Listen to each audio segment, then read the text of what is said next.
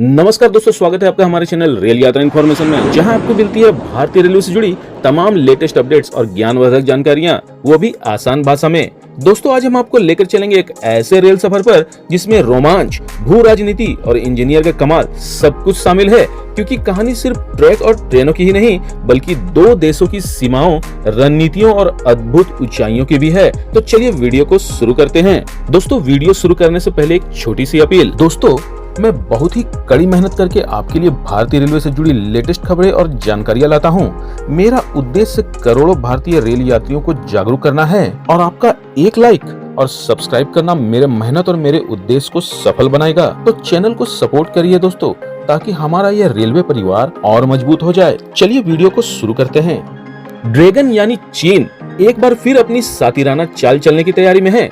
चीन Xinjiang Tibet rail link बना रहा है, जिसका एक बड़ा हिस्सा भारत की LAC यानी लाइन ऑफ एक्चुअल कंट्रोल यानी वास्तविक नियंत्रण रेखा के बेहद करीब होगा।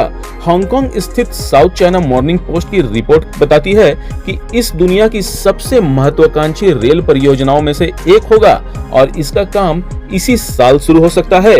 इसमें झिंजियांग के होटान और तिब्बत की राजधानी ल्हासा को जोड़ने वाली लाइन के निर्माण और संचालन की जिम्मेदारी एक नई सरकारी कंपनी झिंजियांग टाइबेट रेलवे कंपनी यानी XTRC को दी जाएगी, जिसे 95 अरब युआन यानी करीब 13.2 अरब अमेरिकी डॉलर के शुरुआती पूंजी के साथ पंजीकृत किया गया है। यह project China state railway group के पूर्ण स्वामित्व में है।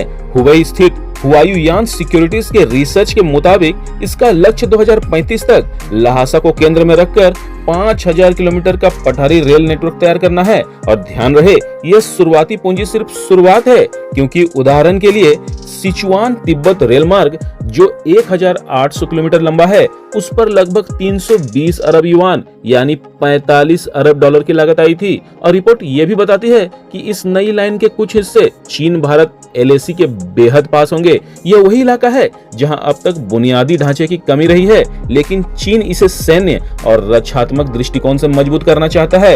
यह वही क्षेत्र है जहां चीन ने पहले G219 हाईवे यानी झिंजियांग तिब्बत राजमार्ग बनाया था, जो विवादित अक्साई चीन से होकर गुजरता है।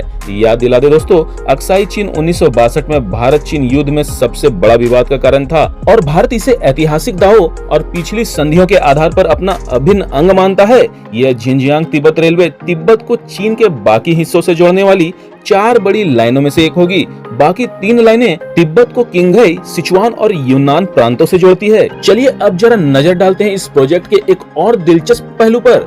दुनिया की सबसे ऊंची रेल लाइनों में से एक, जो खुद चीन की इंजीनियरिंग क्षमता का प्रदर्शन है।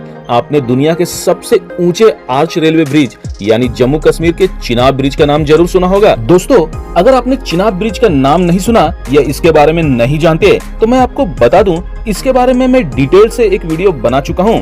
वीडियो का लिंक मैं डिस्क्रिप्शन में दे दूंगा, आप वहां से देख लीजिएगा। चिनाब ब्रिज समुद्र तल से लगभग 1000 मीटर और नदी से 359 मीटर ऊपर है, जो एफिल टावर से भी करीब 35 मीटर ऊंचा है। इस ब्रिज ने कटरा से श्रीनगर को रेल मार्ग से जोड़ने का सपना पूरा किया। लेकिन क्या आप जानते हैं कि एक रेल लाइन ऐसी भी है जो चिनाब ब्रिज से करीब 5 गुना ऊंचाई पर है? जी हाँ दोस्तों, यह है किंगघई तिब्बत रेलवे लाइन, दुनिया की सबसे ऊंची रेलवे लाइन।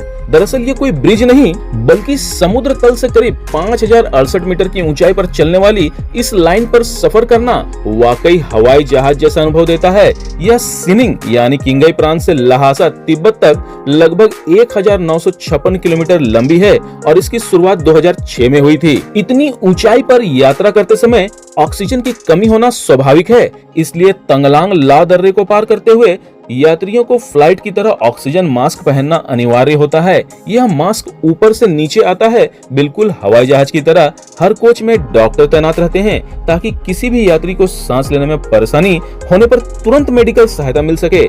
इतना ही नहीं, इस ट्रेन के कोच विशेष रूप से दबाव को सहने वाले यानी प्रेशराइज्ड डिजाइन के होते हैं, ताकि ऊंचाई की कठिन परिस्थितियों से यात्रियों को परेशानी न हो। इस ट्रेन से ज्यादातर पर्यटक और श्रद्धालु तिब्बत की सांस्कृतिक और धार्मिक राजधानी ल्हासा पहुंचते हैं।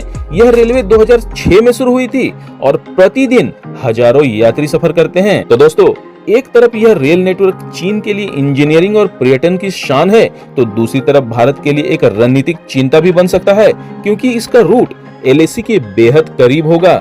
सवाल यही है कि क्या यह सिर्फ ट्रेनों और यात्रियों का मामला है या इसके पीछे ड्रैगन की कोई और चाल छुपी है।